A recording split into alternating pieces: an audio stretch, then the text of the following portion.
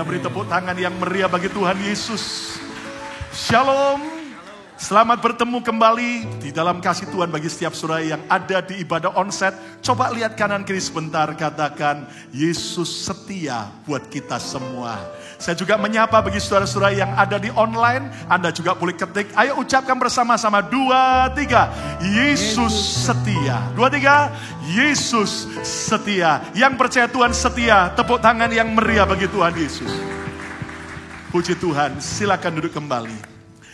Senang sekali kembali boleh bertemu dalam kasih dan anugerah Tuhan dimanapun Anda berada, dalam posisi hidup Anda, di musim hidup Anda. Percayalah Tuhan Yesus tetap setia. Yang percaya katakan amin. Nah, bulan ini saudara sekalian, kita banyak belajar the power of humility. Kuasa dari kerendahan hati.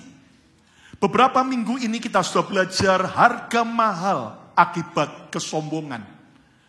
Lihat bagaimana hidup Raja Nebukadnezar dari Babel. Akibat dia sombong, dia gila 7 tahun. Untung dia akhirnya merendahkan diri, menengadah ke atas dan mengakui Tuhan. Sehingga akhirnya dia dikembalikan dan dipulihkan Tuhan. Hari ini jangan sampai saudara harus melewati harga yang mahal akibat kita sombong. Cepat bertobat, cepat rendahkan hati. Tuhan bisa pulihkan kita dengan ajaib.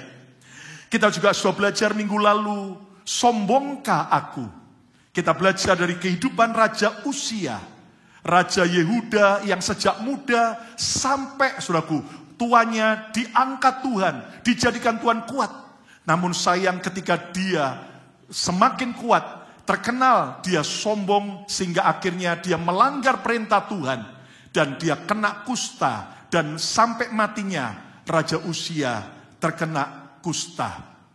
Kalau saudara belum mendengar khotbah-khotbah itu, Anda bisa lihat di file daripada YouTube channel Bethany Miracle Center. Saya yakin itu khotbah akan menolong kita untuk percaya bahwa kita perlu hidup rendah hati.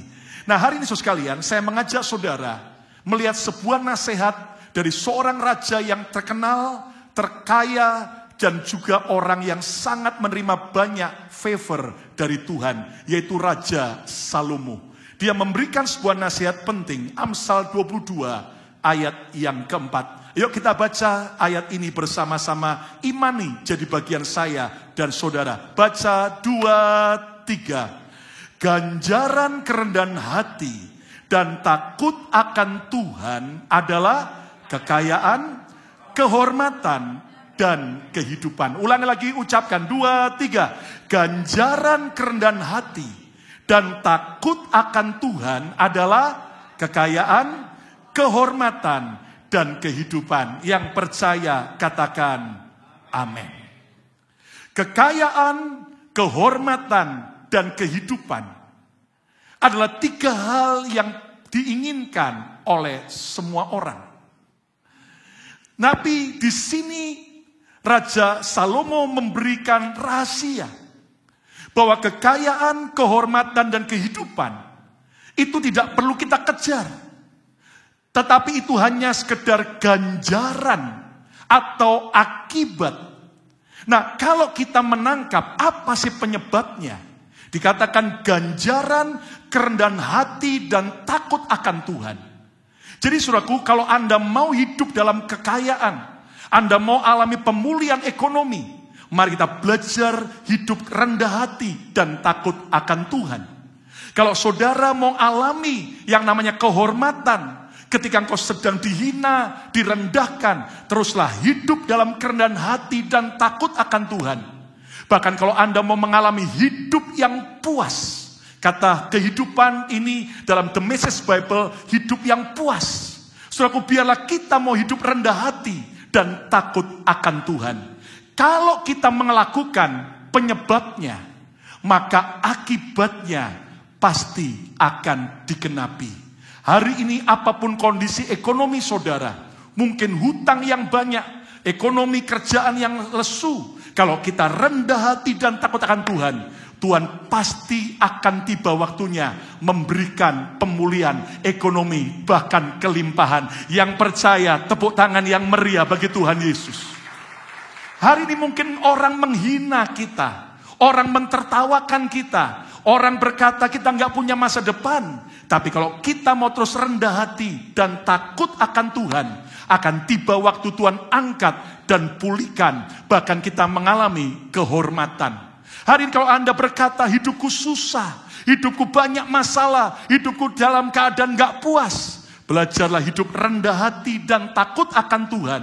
Maka janji Tuhan, hidup yang puas, hidup yang bahagia, walaupun di tengah tantangan, bahkan hidup yang kekal, akan Dia berikan buat setiap kita yang mau dan setuju. Dan haleluya. Nah, Raja Salomo mengajarkan ayat ini selain dari pengalamannya pribadi.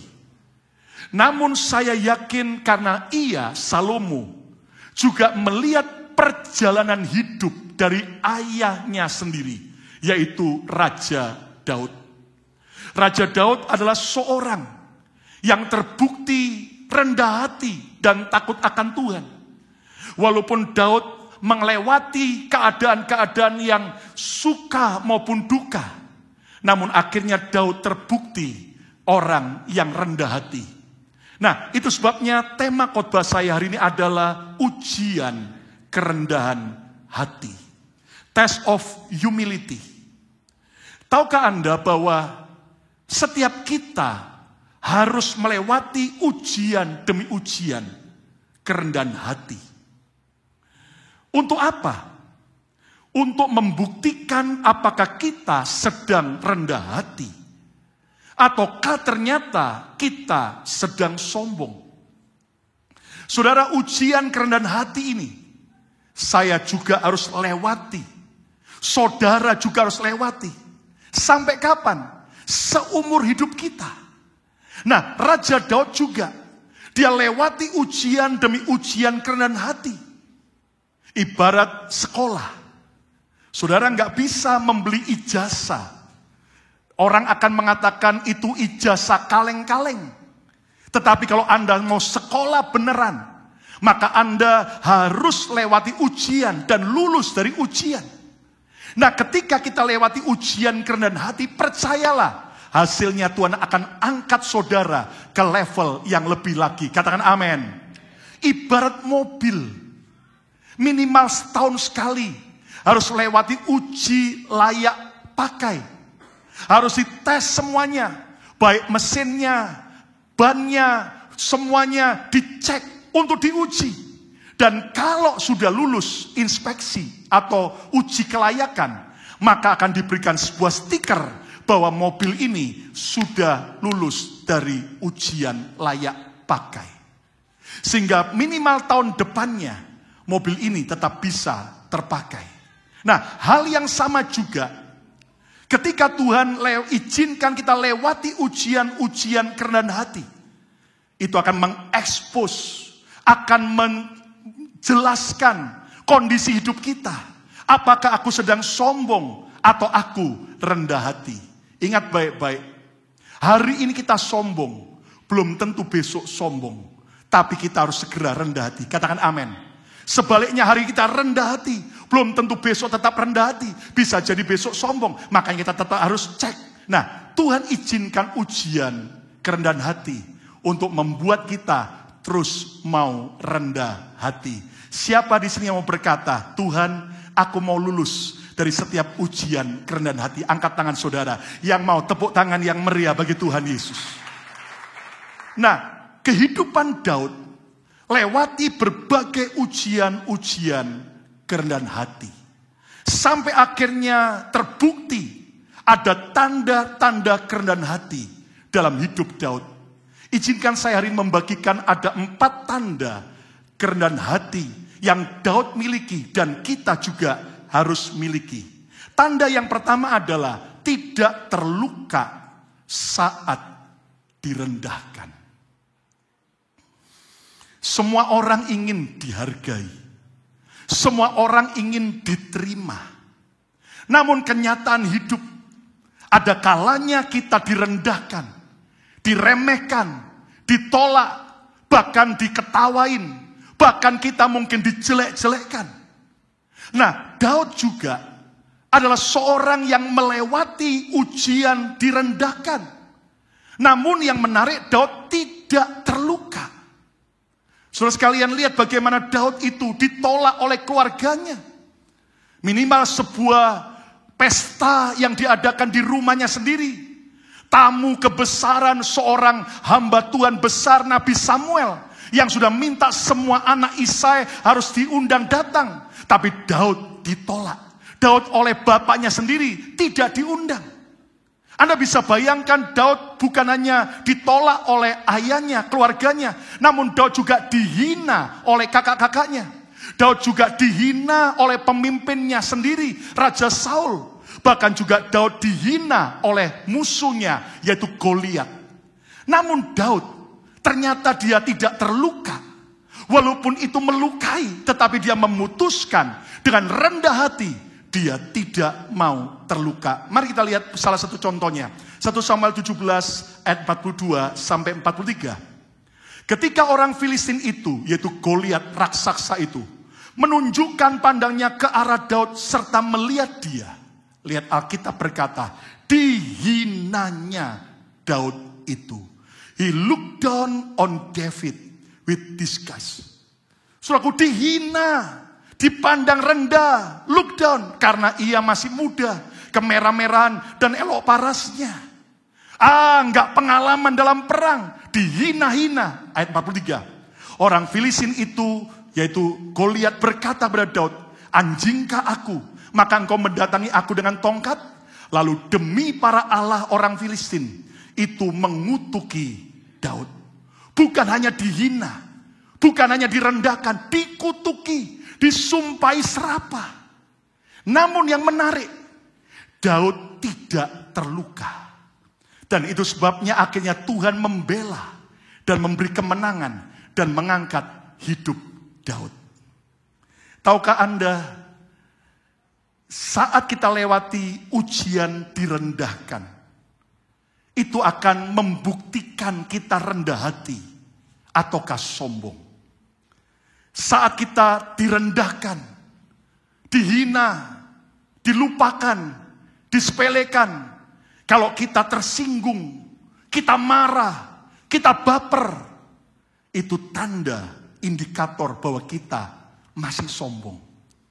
Sebaliknya, saat kita direndahkan, tapi kita tetap mengampuni, kita tetap tenang, adem, damai, itu indikator bahwa kita orang yang rendah hati. Saudara mungkin bertanya, apa alasannya Pastor Lukas? Alasannya, orang yang rendah hati, orang yang selalu aman, sebab dia tahu siapa dirinya dan siapa Tuhan yang dia percayai. Tepuk tangan yang meriah bagi Tuhan Yesus. Sebaliknya orang sombong adalah orang yang tidak, saudaraku, mempercayai dirinya sendiri. Dia selalu menganggap approval dari orang lain. Pengakuan, pujian, dan orang memuji dia itu sebagai sesuatu bukti bahwa dia hebat. Namun orang rendah hati, baik dia dipuji maupun dia dihina, dia akan tetap berkata, itu semua tidak boleh mengganggu aku. Dia lepaskan pengampunan, dia aman, dan hidupnya akan dibela Tuhan. Yang setuju, katakan amin. Saudara, teladan Presiden Jokowi. Lihat bagaimana beliau dicaci maki. Sampai diomongin bodoh. Sampai diomongin kampret. Sampai diomongin emangnya itu tol bisa dimakan. Emangnya bangun pelabuhan bisa dimakan. Dan Anda tahu berbagai caci maki. Bahkan beberapa saat terakhir sempat gaduh lagi. Ada seorang yang menjelek-jelekkan Jokowi. Semua anak buahnya Jokowi udah panas. Harus laporkan polisi dan sebagainya. Namun saya perhatikan respon Jokowi tenang saja. Dia nggak mau terluka, dia nggak gubris. Dia terus kerja, dia berprestasi. Akibatnya orang melihat Jokowi seorang yang rendah hati. Ada teman-teman yang memberi info buat saya. Orang-orang dekat beliau. Ada beberapa adalah anak-anak Tuhan. Yang cinta Tuhan. Yang memberi banyak tentang apa yang Yesus lakukan.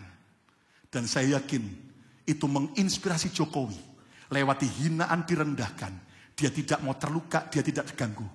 Karena dia tahu, dia mau hidup rendah hati. Yang mau tepuk tangan yang meriah bagi Tuhan Yesus. Saudara sekalian, lihat bagaimana Tuhan mau kita rendah hati. Tapi bukan rendah diri. Saya ulang lagi.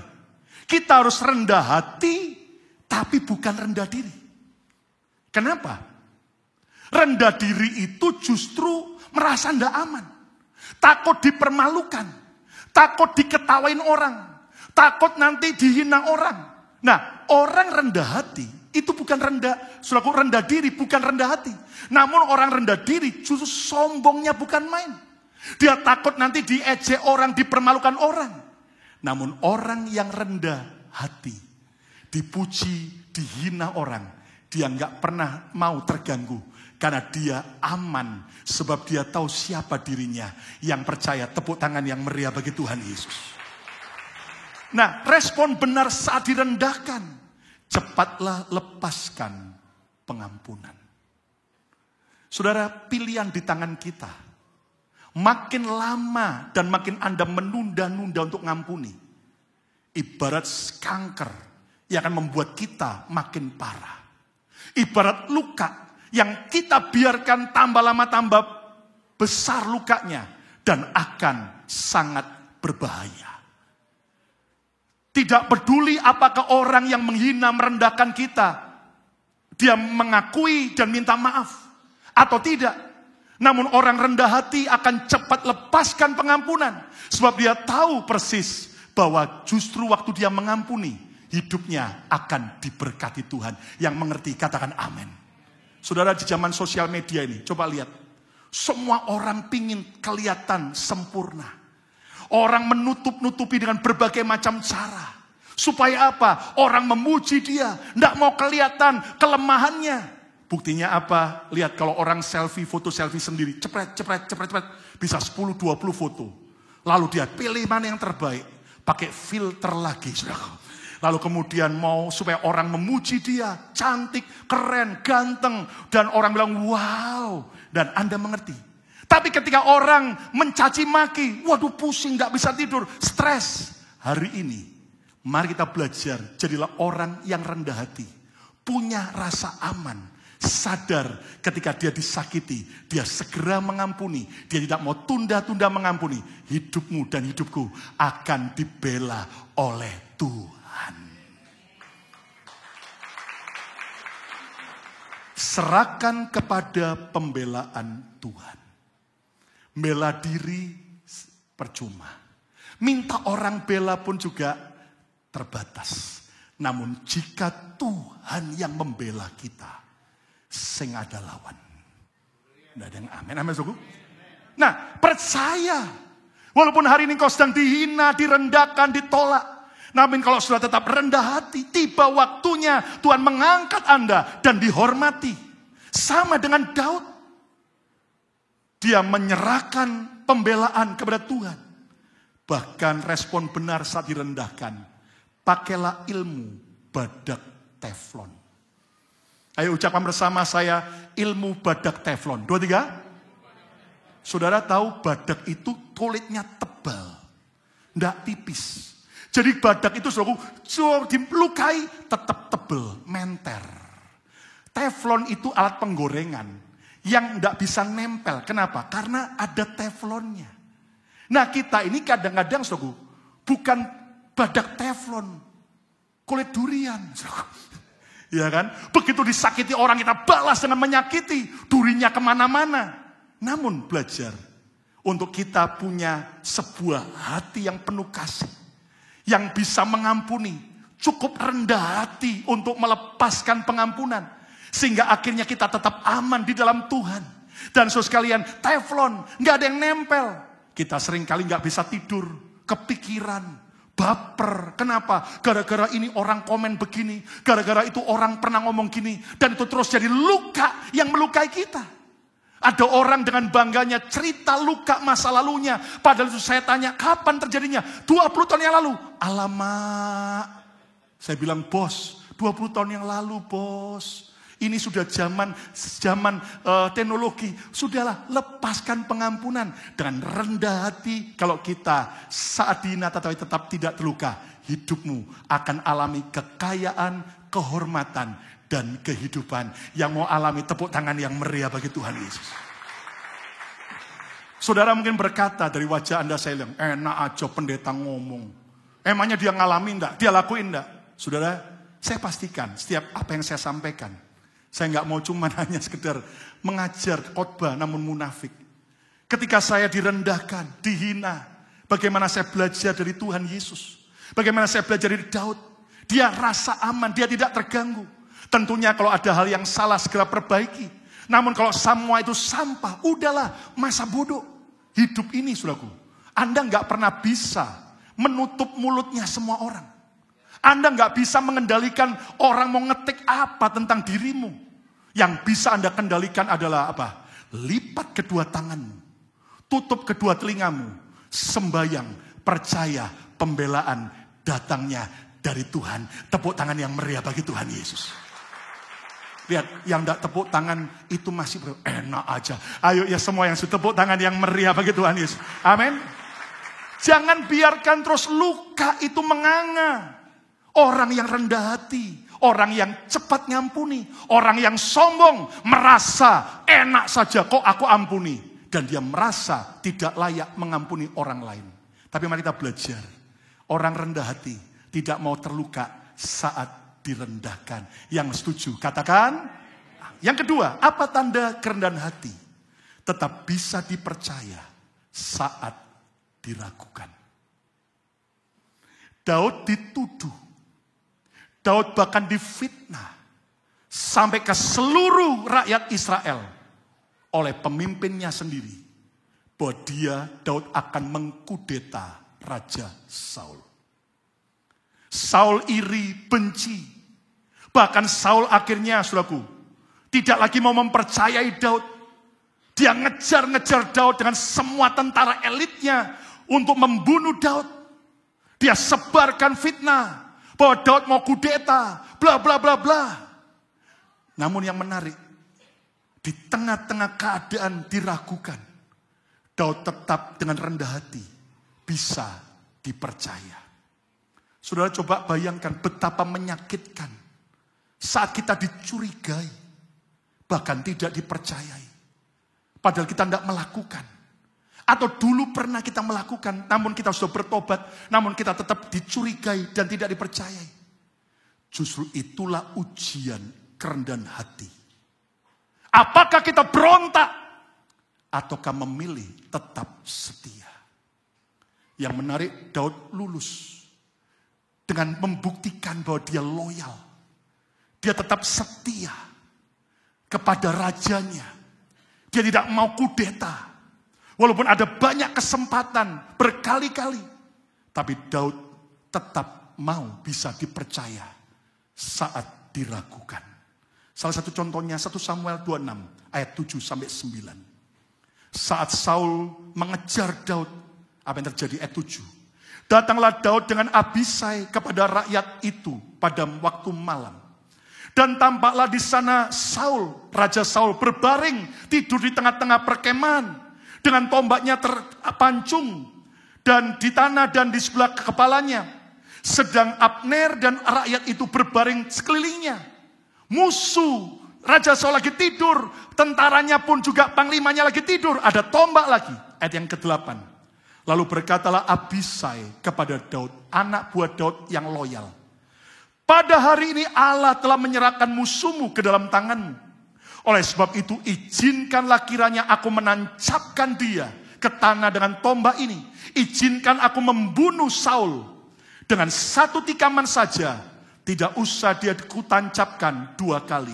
Ayat 9. Mari baca sama-sama.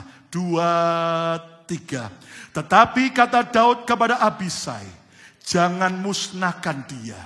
Sebab siapakah yang dapat menjamah orang yang diurapi Tuhan dan bebas dari hukuman. Saudara, Daud sudah dikomporin oleh anak buahnya. Well, ini waktunya Tuhan bela kamu. Izinkan, jangan Tuhan, saya saja yang nancapkan bunuh Raja Saul. Yang telah memfitnah kamu. Tapi yang menarik, Daud berkata, jangan musnahkan dia. Jangan bunuh dia. Siapa yang boleh menjamah orang yang diurapi Tuhan? Yang bebas dari hukuman. Jangan. Beberapa kali. Lihat hari ini. Kenyataan seringkali berbeda. Justru orang cari bahan untuk menghancurkan, merugikan seseorang. Namun Daud tidak cari-cari. Sudah ada kesempatan. Namun dia memutuskan untuk tetap rendah hati. Saudara, kesetiaan, loyalitas hari-hari semakin langka. Amsal berkata, orang baik banyak, orang setia siapakah dapat menemukannya. Saya berdoa, biar kita adalah orang-orang yang tetap bisa dipercaya oleh Tuhan, oleh manusia, oleh diri sendiri sampai akhir hidup kita. Tepuk tangan yang meriah bagi Tuhan. Lihat orang menggunakan berbagai macam cara. Menjegal, menjatuhkan. Dan saya berdoa, biar kita tetap bisa dipercaya. Ayo ucapkan bersama saya mau tetap bisa dipercaya. 2, 3. Daud membuktikan diri bahwa dia bisa dipercaya. Setiap kali para turis pergi ke Jepang, minimal mereka pasti akan ke suatu tempat yang bernama Shibuya. Dan pasti akan foto dengan foto patung seekor anjing bernama Hachiko. Anda tahu Hachiko dipuji, diceritakan orang. Bukan karena kelucuan anjing ini. Bukan karena bulunya, modelnya yang menawan. Enggak. Namun karena kesetiaannya kepada tuannya, Profesor Uno. Bahkan waktu saya di Jepang, ke Shibuya juga, kami foto dengan patung Hachiko. Saya mau naik ke atasnya, tapi ternyata enggak boleh, saudaraku. Nah, Anda tahu, saudaraku, orang yang setia akan dibicarakan di mana-mana. Saya berdoa biar kita semua, di saat orang curiga, tidak mempercayai kita. Di saat pasangan kita, di saat orang lain nggak percaya sama kita. Jangan malah Anda berontak, tapi buktikan engkau tetap bisa dipercaya. Sampai akhir. Tepuk tangan yang meriah bagi Tuhan. Kemarin saya dengan beberapa hamba Tuhan mengunjungi, hadir di New York, ibadah farewell. Ada seorang hamba Tuhan di New York yang akan pindah ke Hawaii. Dan selama perjalanan kami ngobrol. Dan tiba-tiba teman hamba Tuhan ini cerita. Ada seorang pria yang dulu pernah ke gerejanya, lalu kemudian gampang kepahitan, lalu kemudian menjelek-jelekkan. Bahkan katanya sempat mengumpulkan beberapa jemaat, di brainwash semua untuk ikut memusuhi pendeta itu. Tapi untung jemaat-jemaat itu tetap loyal. Lalu kemudian dia cerita, dia juga pindah ke beberapa gereja. Lalu saya menebak, apakah pria yang dimaksud namanya ini? Loh, kok sama? Dan ternyata akhirnya kami berbagi cerita. Dan akhirnya sempat pindah ke state lain. Kita pikir sudah oke, tapi kami dengar juga kisah-kisah bagaimana akhirnya dia bentrok sana, bentrok sini, kepahitan sana, kepahitan sini. Sampai akhirnya pulang ke Indonesia. Lalu saya pikir, ya sudah. Namun beberapa saat kemarin ada seorang teman tunjukkan saya kabar duka. Pria ini sudah meninggal dunia. Saya kaget. Dan ternyata beberapa teman beritahu, ketika dia meninggal sakit di Indonesia, istri dan anak-anaknya semua tidak ada yang menghubungi dan hadir. Semua sudah putus hubungan sekian lama. Dan ternyata orang ini meninggal dalam keadaan sendiri, sepi. Keluarganya pun juga tidak mau mendampingi. Dan dari peristiwa itu kami ngobrol, diskusi. bagaimana kita harus belajar rendah hati, setia, dan kita harus betul-betul bisa menang dari semua kepahitan, rasa sakit, supaya kita tetap akhirnya bisa hidup sampai akhir. Bahkan kalau sampai kita meninggal pun, kita nggak meninggal kesepian, tapi kita meninggal dikelilingi oleh orang-orang yang mencintai kita. Yang mau mengalami itu, tepuk tangan yang meriah bagi Tuhan Yesus. Daud tetap bisa dipercaya saat diragukan. Cara tetap bisa dipercaya saat diragukan apa? Tetap lakukan apa yang baik sampai akhir. Saudara, walaupun Anda mungkin nggak dipercaya, tapi tetap lakukan yang baik sampai akhir. Dan nanti, saudaraku, ketika Anda terus lakukan dengan baik, Anda akan lihat tiba waktunya. Berikutnya, percaya waktu akan membuktikan segala sesuatu. Emas asli tidak pernah takut, marah, stres waktu disebut emas palsu. Tapi waktu akan membuktikan. Yang kelihatannya wow berkilau, lama-lama luntur karena palsu. Sementara yang biasa-biasa ternyata tetap bertahan karena dia emas asli. Percaya. Waktu itu akan membuktikan kalau engkau adalah orang-orang yang rendah hati. Dan Tuhan akan angkat kehidupan saudara dan saya. Tepuk tangan yang meriah bagi Tuhan Yesus. Bahkan percaya pembelaan Tuhan pasti tepat waktu. Ucapkan bersama saya, pasti tepat waktu. Lebih keras lagi, pasti tepat waktu. Hari ini terus lakukan yang baik. Dan akan lihat pembelaan Tuhan pasti tepat waktu. Yang ketiga, tanda kerendahan hati yang kita harus miliki, yang juga dimiliki Daud. Tetap rendah hati di tengah kesuksesan. Kali ini Raja Daud gagal. Dia sombong saat dia sukses. Contohnya mana? Lihat 1 Tawarik 21 ayat 1 sampai 3. Iblis bangkit melawan orang Israel. Dan iblis membujuk Daud. Hati-hati. Ada kalanya Tuhan membujuk Anda, mendorong Anda. Tapi ada kalanya iblis yang bisa membujuk kita. Iblis membujuk Daud untuk apa? Menghitung orang Israel. Menghitung jumlah pria yang bisa perang. Untuk tahu kekuatannya. Loh, itu kan normal, pastor. Kita kan pemimpin harus tahu menghitung keadaan. Tapi kalau Anda baca, ini sombong di mata Tuhan. Karena ternyata ada ayat-ayat yang mengatakan bahwa harus ada imam dulu yang mempersembahkan korban. Baru raja boleh menghitung. Tapi Daud tidak. Ayat yang kedua. Lalu berkatalah Daud kepada Yoab, panglimanya. Dan kepada para pemuka rakyat. Pergilah, hitunglah orang Israel dari Beersheba sampai Dan. Dan bawalah hasilnya kepadaku. Supaya aku tahu jumlah mereka. Dengan kesombongannya, dia mau tahu kekuatannya. Ayat 3. Lalu berkatalah Yoab, kiranya Tuhan menambahi rakyatnya 100 kali lipat daripada yang ada sekarang. Ya Tuanku Raja, bukankah mereka sekalian hamba-hamba Tuanku? Mengapa Tuanku menuntut hal ini? Mengapa orang Israel harus menanggung kesalahan, kesombongan oleh karena hal itu? Lihat. Daud karena kesombongannya. Saat dia sukses. Dia ingin tahu bahwa dia hebat. Dan akhirnya dia menghitung kekuatan orang-orang pria yang bisa perang. Dan memang akhirnya anak buahnya sudah memperingatkan. Tapi karena mereka harus tetap ngerjakan. Ujungnya Anda tahu. Tuhan marah. Tuhan menganggap itu jahat. Baca ayat selanjutnya. Akhirnya ada penghukuman. Ada pelajaran pahit. Akibat kesombongan Daud.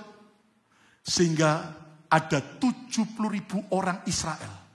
Mati kena sampar. Bayangin, 70.000 orang Israel. Gara-gara kesombongan pemimpinnya Daud.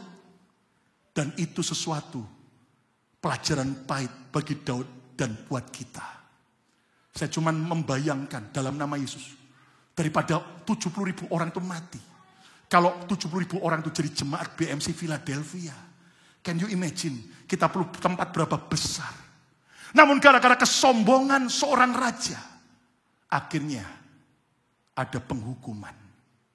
Kesombongan selalu akan membawa konsekuensi dan penghukuman.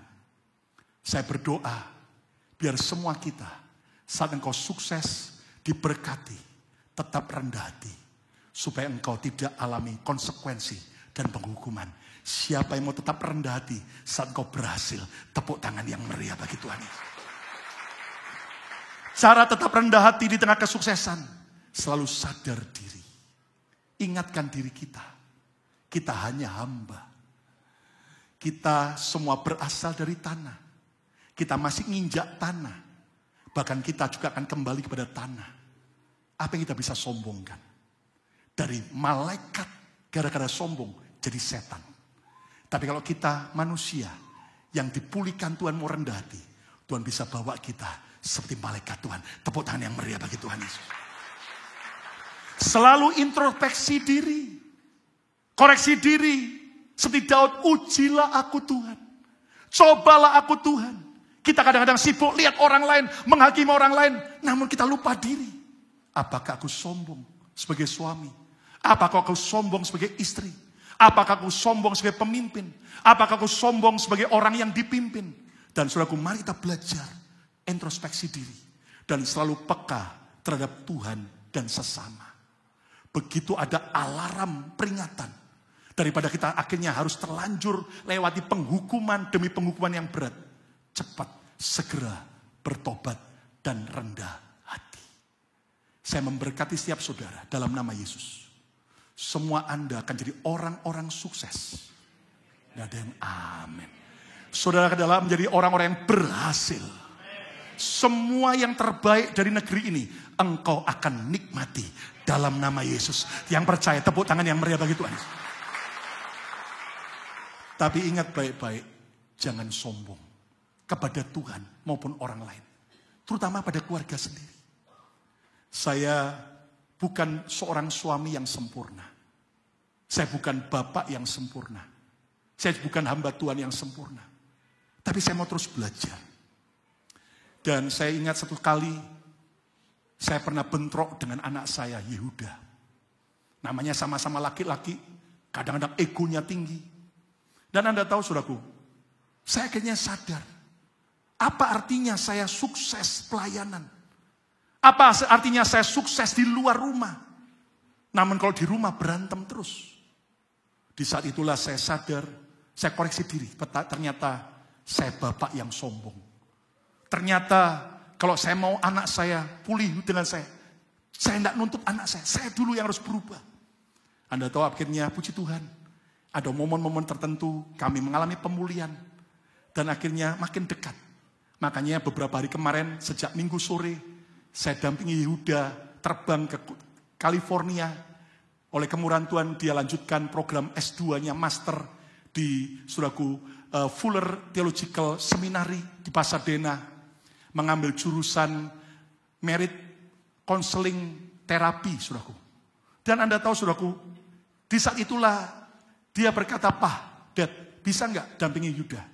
Saya bilang, Mama dan Betani nggak bisa karena sekolah. Oke, kita berdua. Dan Anda tahu itu momen saya bangun lebih dekat lagi. Father and son, quality time. Dan di saat itu, dia tahu bahwa saya belajar untuk do the best untuk anak. Waktu itu kita bingung mau kos di mana. Akhirnya saya minta beberapa teman hamba Tuhan di California. Bisa nggak ada info di daerah area ini?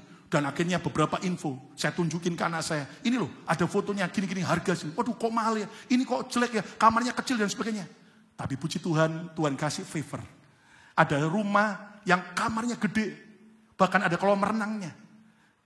Butuh orang yang isi satu kamar itu. Tapi di kamarnya kosong, tidak ada apa-apa. Harganya pun damai. Lalu kemudian saya bilang, Nak kamu mau lihat ini ya? Oh ini cocok. Oke. Di antara yang lain lebih mahal dan sebagainya. Ternyata puji Tuhan. Tuhan memberi pertolongan. Itu daerah kota di California. Orang China semua saudaraku. Semua pertokoannya pun bahasa Mandarin semua. Jalan kanan kiri orang China.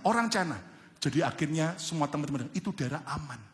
Kita kan agak khawatir sebagai orang tua, dengar California seperti itu, yang lebih tinggi crime-nya. Saya berkata, puji Tuhan.